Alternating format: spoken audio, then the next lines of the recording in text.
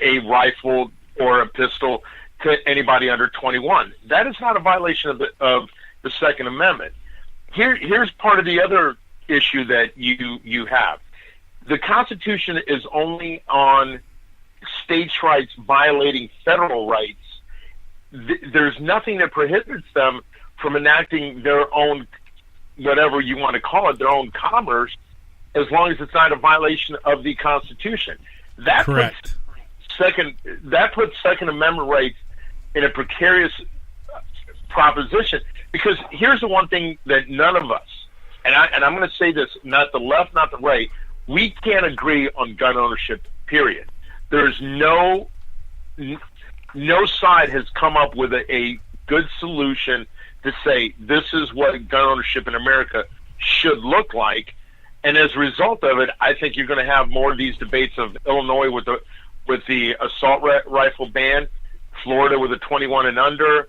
I think you're just going to have more of these debates where gun states that are not pro-gun are going to implement some restriction. I don't see it ending any other way. All right. Well, it's like we just got done talking about what's going on over in Deerfield, Illinois, with the deal they got going on there. It's very similar to what a proposed bill is that is trying to be put on the ballot out here in Oregon. It's the same thing. I mean, by the time that the states are done with it, or the local municipalities are done with it, you're not going to be able to own anything more than, a revolver handgun, a shotgun, that's a single action, or even so much as, a 22 bolt action for going out plinking. It's like, as an example, with the way that they have the new measure that they're trying to put on the ballot out here in Oregon, they're still trying to gather signatures for it. I don't think it's going to get much traction. But with the way that they define an assault weapon, my bolt action 300 Win Mag and Thompson centerfire that I have is a Compass model edition. It's a nice gun, but because the end of the barrel is threaded for a muzzle brake, technically, by the state's definition, that now considers it an assault rifle, and I will have to get rid of it. Even though it's a bolt action gun, and it has a detachable magazine on it, because it's a drop mag, that only holds like 4 rounds, but because it's a detachable magazine and it has a threaded barrel, it is now considered an assault weapon by the definition of what they have. And it's going to be illegal, so I'm going to be a Class B felon overnight if it passes. And I tell you what, man, there's a lot of people that are in that boat, and it's bad news. I'll give you a prime example. Sorry, go ahead. You guys on a show a few years ago, one of the episodes I was watching, one of you guys mentioned the Remington 700. It was either the ADL or the BDL. It was a semi-automatic. I can't remember which one you guys mentioned because it was the Oregon. It was the Oregon law that you can't hunt in certain municipalities with a detachable magazine. It's got to be single shot, and that is something that's going to come up again because one of the things that they were pointing out was if you got stopped, you couldn't have more than one round in a bolt action rifle, even if that detachable base plate came out. And that was a rather interesting, set of circumstances. Now, I'm a pretty avid rifle hunter out here in Oregon. I do that quite a bit, and it actually spells out how you're supposed to transport firearms in the Oregon hunting synopsis that the Fish and Wildlife Department puts out every year. And as far as that goes, I mean, I haven't seen anything as far as any municipalities that don't want you, possessing or even with ammo. I mean, ammo as a prime example is something that you have to have completely separated. I mean, it pretty much like you have your rifle in the car.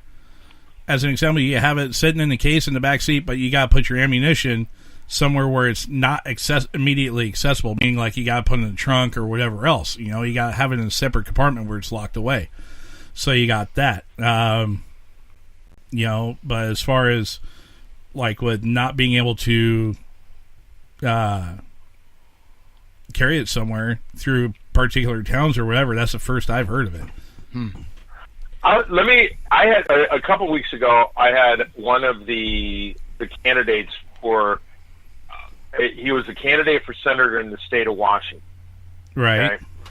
And he's the independent there. And it's a West Coast. I mean, it's a Washington, Oregon. Let me see if I can pull him up. What he mentioned, because what they were talking about was what they considered, like in Ohio. I'll give you an example. In Ohio, you're only allowed to have in a shotgun. You can't have you can only have X amount of rounds in your tube. Right. Okay. Now, and you also can't, now they've, and the guy's name is Dave Strider. If you look him up. Yes, we have heard of him out here.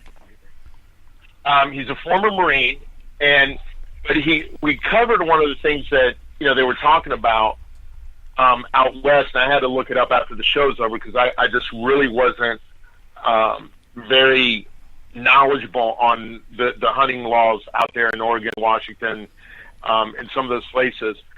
That they do, they're very, I don't know if I want to use the word restrictive, but there's a lot of poachers that are out there, and one of the things that they worry about is basically unfederated hunting.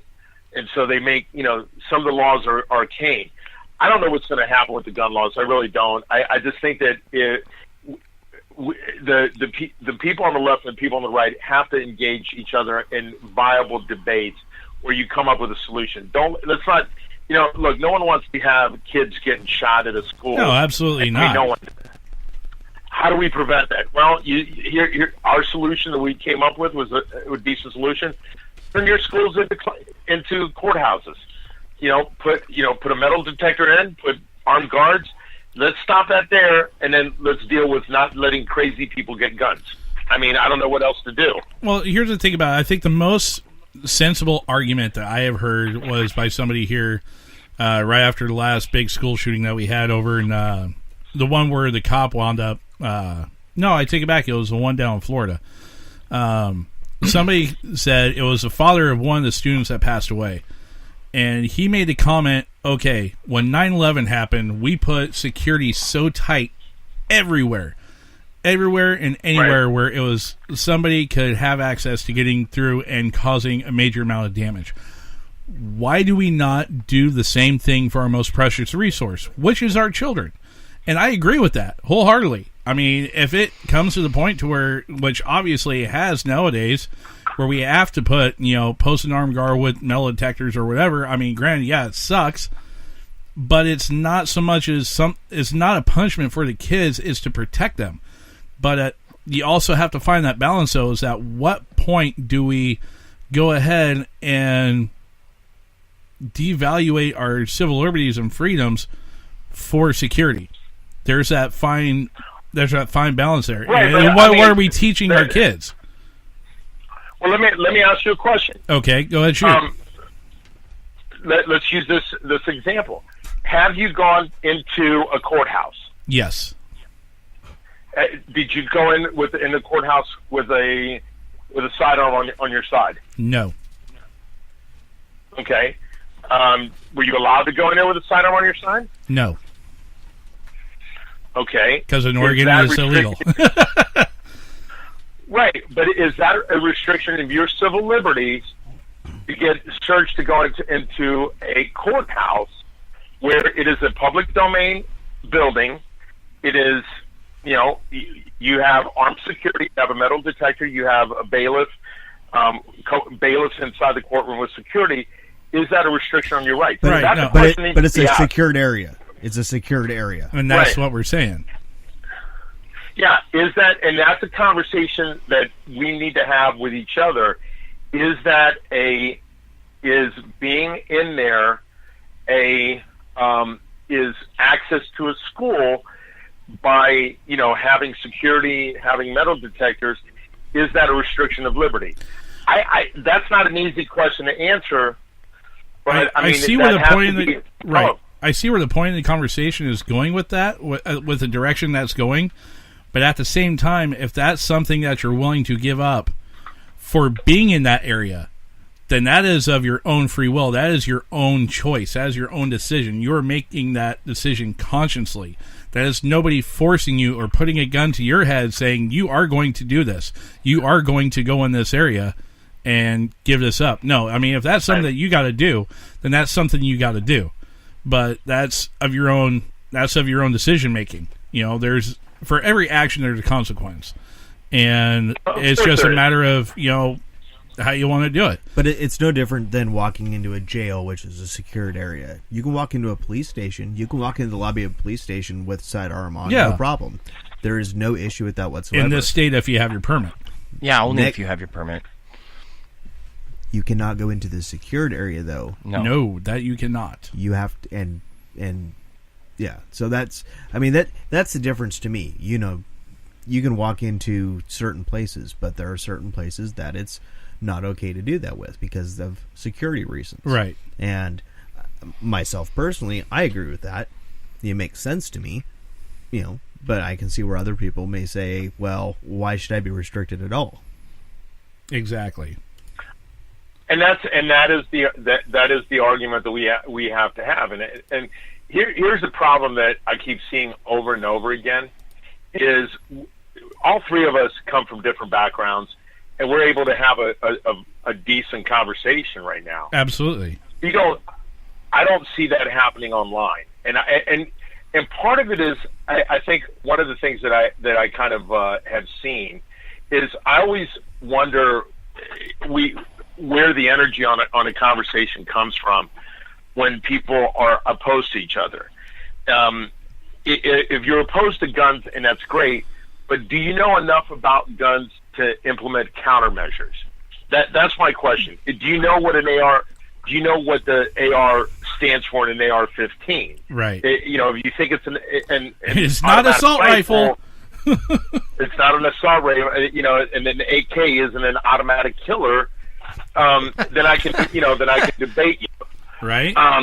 And part of this, and I think part of the other thing is that I've seen a rise of, and this scares me, is the rise of the 3% mentality, and which is a mutually exclusive mentality, which I don't think people can understand this, is that I see these guys on, the Body by Hostess guys that have never served, right, going online and saying, well, I back the blue, and then flying a 3% don't tread on me flag at the same time.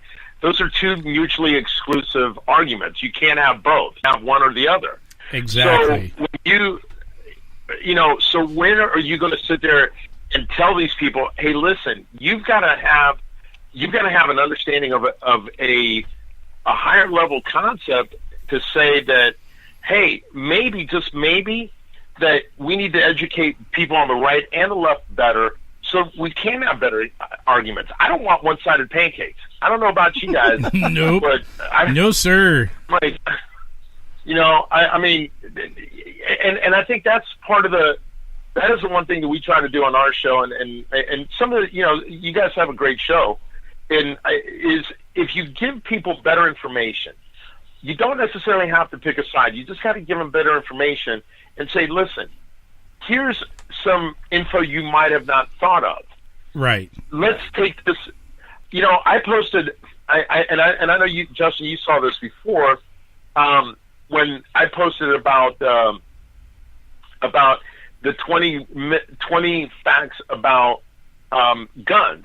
One of them is, and take this into account, the longest police department academy in the United States is the New York Police Academy.